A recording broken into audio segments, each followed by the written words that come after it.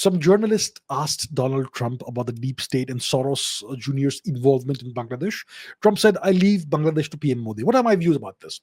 When Trump was asked about Bangladesh, he said a very curious thing. He said, India has been handling them for hundreds of years. Bangladesh is barely half a century old. What are the implications of that quote? And Pranay says, when asked about US deep state involvement in Bangladesh's regime change efforts, Trump deflected, saying, I will leave Bangladesh to Mr. Modi. Is this just diplomatic rhetoric, or does it signal a potential shift in US strategy?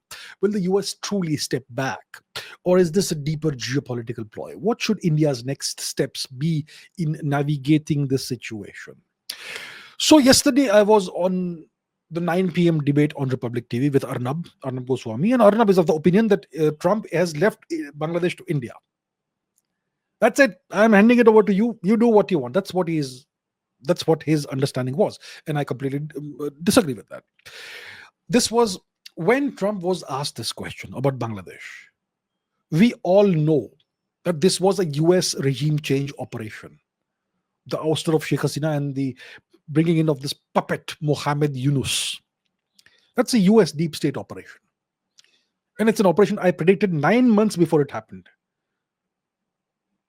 So it's clear it's a deep state regime change operation done by the US. And when Trump was asked about this and about Soros's involvement and all that, Trump deflected the question. He did not want to answer it. That's why he made the cryptic remark, I leave Bangladesh to PM Modi. It doesn't mean that he is handing over Bangladesh to India and you can get rid of Mohammed Yunus and bring back Sheikh Hasina. Absolutely not. He simply did not want to answer the question. So he made this remark that can be interpreted in 500 different ways, that I leave Bangladesh to Mr. Modi. He essentially was saying that Mr. Modi can take this question, I will not take it. Okay. Now, what is the deal with Bangladesh? Is Trump going to reverse the regime change operation in Bangladesh? Is he going to bring Sheikh Hasina back? What about that? We have to understand this using the dynamics of leverage and geopolitical power equations. Okay. See, Trump is concerned about two nations, justifiably concerned about the two nearest peer rivals of the US, Russia and China. Russia is a military near superpower. China is an economic near superpower. Okay.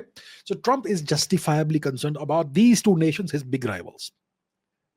And he's going to focus most of his energy on his engagement and his dealings with these two powers.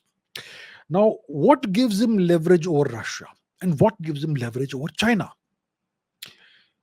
The two things that give Trump leverage over Russia are having Europe under control and having India under control. Right? Now, the US owns the EU and NATO. So all the European nations essentially are non-sovereign nations who are owned by the US. So it is completely under US control. They can't do a thing against him. India is a sovereign nation. So Trump needs leverage against India. So if he has leverage over the EU and India, it gives Trump leverage over Russia because Russia has very few friends. India is one of the few friends Russia has. When it comes to China wants to deal with Europe. China wants to export to the EU market and the US market. There is a trade war going on, so China can't now export profitably to the US, and EU will do the same thing. So they can't even export to the EU. So China now needs to export to India. That's why they're trying to be friends with us now for the past year or so, past few months. But if India is under control by the US or if India is on the American side, then that also becomes a huge problem for China. China gets isolated. So it is very important for Trump to have leverage over India. What is leverage? Leverage is pressure points and pain points, different ways of applying pain if required. So what leverage does Mr. Trump have against India? Let's go to the map. We haven't opened the map today. Where's the map? Let's bring the map in. Where's the map? Here is map, yes. So here's the map. Now the geography will show us the leverage points that Mr. Trump has vis-a-vis India. The first leverage, obviously, that he has is his reciprocal tariffs, which we discussed. The other leverages are, the first leverage is Pakistan, West Pakistan, which is a US vassal, the word I have popularized globally. Pakistan, West Pakistan, is a US vassal. So that's a pressure point, a leverage point against India. They can leverage it anytime against India to put pressure on India. Another pressure point or leverage point is Bangladesh, East Pakistan. They own it now. They own the government. They have done the regime change. Why will they give it up? Third, the Americans of Afghanistan. The Taliban receives a stipend, a weekly stipend in cash from the US, from between 40 to $100 million a week. So Taliban is a US vassal. Why would they give it up? Right? Then there is Bhutan. Now, Starlink has been operationalized in Bhutan. So that can be used as a pressure point against India, as leverage against India. Then there is the whole situation in Burma, which has spilled over into Manipur and been a complete disaster. It is not a law and order situation in Manipur, it is a geopolitical situation. Just like Kashmir in the 90s was not an internal law and order issue, it was terrorism coming from Pakistan. It was a geopolitical matter. Similarly, what's happening in Manipur is the same thing. So all of this is being done by the US. Manipur, the disaster, is a deep state for creation. Okay. And these are some of the pressure points, leverage points they have against India. Then there are certain, allegedly, some political parties within India that the US allegedly has influence or control over, allegedly. That's leverage. There are many aspiring Zelenskys in India. I think we know that. Then there are all these Christian missionary organizations in India. These are leverage points. There are NGOs, there are activists, there are journalists, there are professors and academics. All these are different kinds of leverages that the US has over India. Right? So my question is, if you have all this leverage that can help you pressurize India so that India will do what you want, why would you give it up? Why would you give it up? So do you think really that Trump will give up whatever they've achieved in Bangladesh? He has gone after the deep state.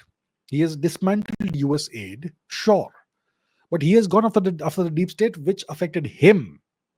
He has not said a thing against the deep state's operations outside of the US.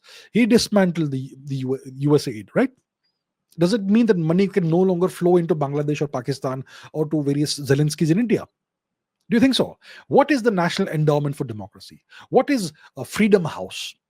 What is the National Democratic Institute? What is Ford Foundation? What's the Rockefeller Foundation? What is Open Society founded by George Soros? What is the MacArthur Foundation? What's the Gates Foundation? What's Oxfam, which is a UK-based organization? I can give you 100 more names like these. All these organizations do exactly what USAID was doing.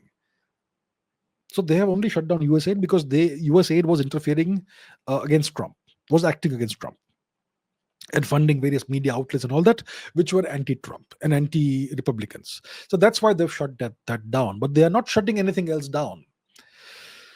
So the long and the short of my answer is that the US will not give up its leverage, the leverage they've built in Bangladesh by carrying out a regime change operation. Absolutely not. So whoever believes, whoever imagines that Trump is leaving Bangladesh to India is gravely mistaken. He just did not want to answer the question. That's all it was.